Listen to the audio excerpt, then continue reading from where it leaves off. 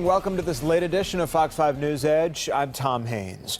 Crews are continuing to battle a wildfire burning across 2 counties. At one point today, many were first forced to evacuate their homes. Fox 5's George Franco joins us now live from Floyd County, where several are burning along just one highway. And George, are investigators considering arson here as a possible cause? Well, Tom, firefighters tell me that they are still searching for the origin of a series of fires along Highway 27 here, including this blaze, which has been burning now for about 11 hours. The flames were running at one point between 20 and 30 foot. And there was just a wall of fire. At nightfall, fire licked the sky with a deep orange glow, still burning on Highway 27 between Rome and Cedartown. Fox 5 viewer Farrell Cowan shared his drone video of fire on acreage adjacent to Booger Holler Road. The blaze kept Brandy Townsend and her family from returning home. We know that the embers can float pretty far. Well, the fire's right there. Oh, yeah. How far is your home? Maybe a half a mile. Since around 1 in the afternoon, Rome, Floyd County, and Polk County firefighters, along with Georgia forestry firefighters, have been battling the series of blazes, about 7, we were told, along Highway 27.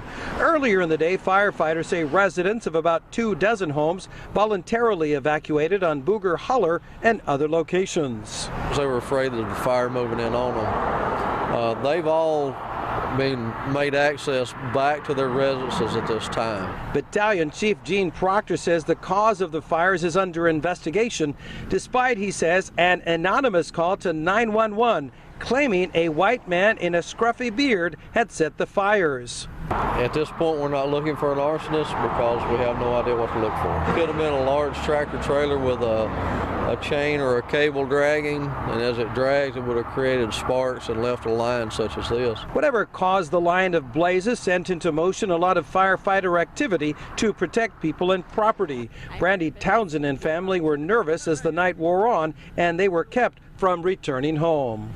So our propane tanks are close to the field, and so if the field catches on fire, the propane tanks are close as well.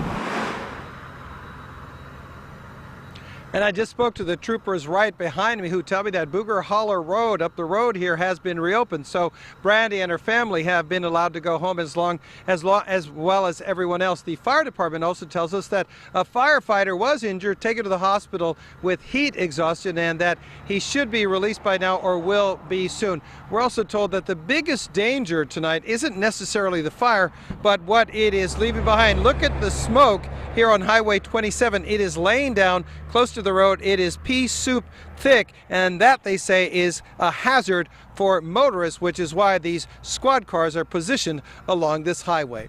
Reporting live tonight in Floyd County, I'm George Franco, Fox 5 News. Yeah, be careful out there, George. Doesn't look like those trucks are slowing down in that thick smoke. All right, thanks for that live report. Well, while dozens were being forced from their homes because of the danger, Fox 5's Denise Dillon is seeing the potential for destruction firsthand. Denise, you've been talking to homeowners in that area.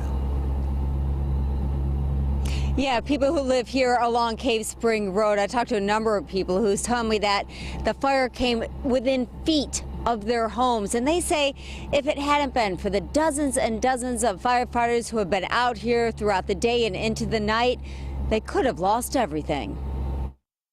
The woods were burning. It was bad. You couldn't see 5 feet in front of your face going down the road. Mason Decker was home when the fire started. He watched as the smoke grew. Then he saw the flames and ran to check on his neighbors. They were sitting in the woods spraying the brushes trying to keep the fire from getting to their house. It was scary. His dad, John Reeves, took these photos. You can see where flames consumed the garage of neighbors Matt and Tommy Massengale. Inside were several classic cars Mr. Massengale was restoring. Tens of thousands of dollars in cars gone. And even more heartbreaking, one of them belonged to Mr. Massengale's late father. 60s, early 70s models. One was a Corvette. Janet Barnett rushed home from work when she heard about the fire and saw flames chewing up the ground, heading for her home. How close did it get? From our back fence, about 10 feet. That's close. Too close for comfort. Too close. Well, I was thinking, what am I going to start taking out next, you know? I was getting to that point. Barnett and the others say they're thankful for the dozens of firefighters who have been working through the night, keeping the flames from spreading. They're going up and down, driving through the woods. I saw at least 100 firemen today, 100 different firemen. Now, firefighters say that in addition to that garage that was destroyed, 2 homes were also damaged. As for the conditions right now, if you look deep into the woods, you can still see some small fires burning, even from this distance. Over the past hour, we have seen a couple of fire trucks go up and down the road, keeping an eye on those fires, making sure they don't spread. Reporting live in Rome, Denise Dillon, Fox 5 News. Fox 5 Storm Team meteorologist Jeff Hill joins us now. You and I were talking on Facebook Live earlier tonight about just how dry it is up there and how that's only fueling these fires. Right, and you know, I would think that this would probably, unfortunately, become a more common occurrence, you know, as we go through the rest of fall and into the winter.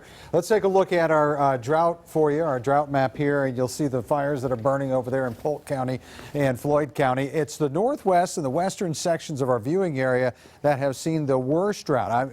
Almost zero rain has fallen across western sections of Georgia all the way up into northwest Georgia over the last 30 days. We've only had 0.16 of an inch of rainfall here officially in Atlanta. That's almost nothing. And we've got the extreme drought. This is exceptional drought here, but extreme drought has overtaken the rest of the area.